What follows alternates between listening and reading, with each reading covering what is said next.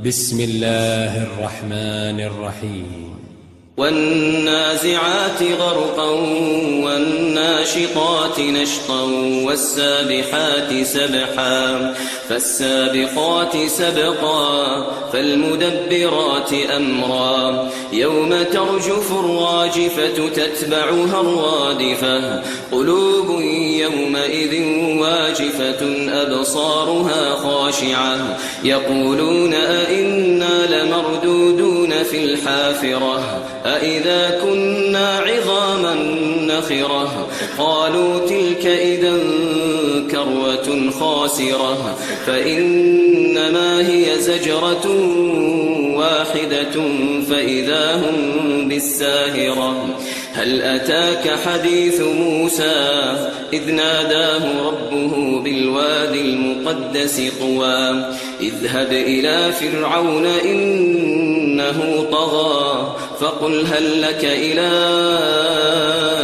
أن تزكى وأهديك إلى ربك فتخشى فأراه الآية الكبرى فكذب وعصى ثم أدبر يسعى فحشر فنادى فقال أنا ربكم الأعلى فأخذه الله نكال الآخرة والأولى إن في ذلك لعبرة لمن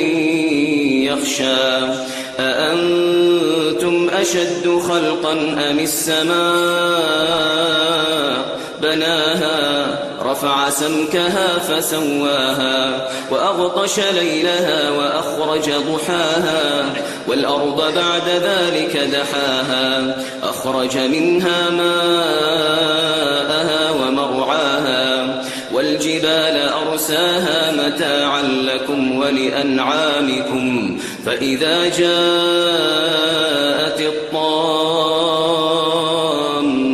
الكبرى يوم يتذكر الإنسان ما سعى وبرزت الجحيم لمن يرى فأما من طغى وآثر الحياة الدنيا فإن الجحيم هي المأوى وأما من خاف مقام ربه ونهى النفس عن الهوى فإن الجنة هي المأوى يسألونك عن الساعة أيان مرساها فيما أنت من ذكراها إلى ربك منتهاها إنما